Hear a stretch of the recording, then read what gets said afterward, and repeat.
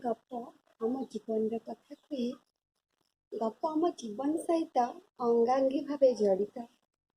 ଶୁଭ ଦୃଷ୍ଟିର ଏହି ପ୍ରୟାସକୁ ମୋର ବହୁତ ବହୁତ ସାଧୁବାଦ। ମୁଁ ରୀତା ଅପରାଜିତା ମହାନ୍ତି। ମୁଁ ଦୁଇଟି ଛୋଟ ଅଣଗଳ୍ପ ଆଣି ଆସିଛି। ପ୍ରଥମ ଗଳ୍ପଟି ସେ ଓ ମୁଁ। ତୁମେ କୁହ ମୁଁ ଗୋଟେ ଦୁଷ୍ଟ ମେଘ, ମୁଁ କୁହେ ମୁଁ ଗୋଟେ ଚଗଲା ଭସା ମେଘ। ତୁମକୁ ଓଦା କରି ଚଟ୍ କରି ଚାଲିଯାଏ। ଅନାମିକା ସବୁବେଳେ ଏମିତି। ସେ ବହୁତ ପ୍ରଗଳ୍ଭ, ମୁଁ ସବୁବେଳେ ଚୁପଚାପ। କେବେ ବି ମୋ ମନ କଥା ଖୋଲି କହିପାରେ ନା। ସେଇଥିପାଇଁ ବୋଧେ ସେ ମୋ ହାତ ଛାଡ଼ି ଚାଲିଗଲା। ଅଣଗଳ୍ପର ଶୀର୍ଷକ ସେ ଓ ମୁଁ।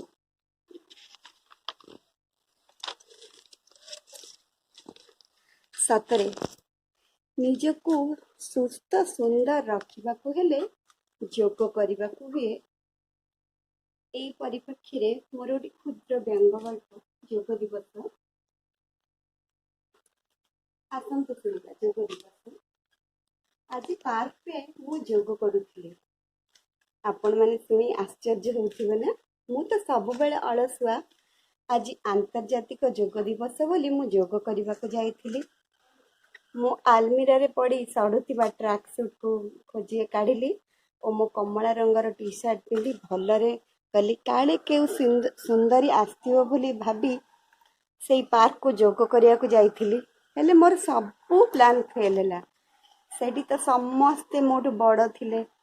ଯାହା ହଉ ଯାଇଥିଲି ଯେତେବେଳେ ମୁଁ କଷ୍ଟେ ମଷ୍ଟେ ଯୋଗ କରି ମୁହଁକୁ ଟିକେ ଆମ୍ବିଳା କରି ଘରକୁ ଫେରିଲି।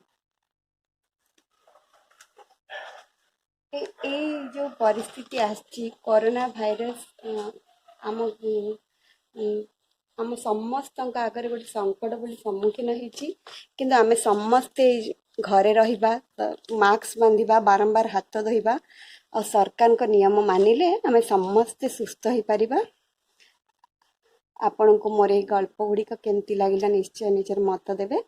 ଘରେ ରୁହନ୍ତୁ, ତା ସହିତ କିଛି ନିଜର ଯେଉଁ କଳା ପ୍ରୀତି ଅଛି ସେସବୁ କରି ନିଜ ଜୀବନକୁ ବି ଉପଭୋଗ କରନ୍ତୁ ଓ ଅନ୍ୟର ବି ସହାୟକ ହୁଅନ୍ତୁ। ମୁଁ ଆପଣଙ୍କର ରୀତା ଅପରାଜିତା ମହାନ୍ତି ଏତିକି କହି ବିଦାୟ ନେଉଛି। ଧନ୍ୟବାଦ।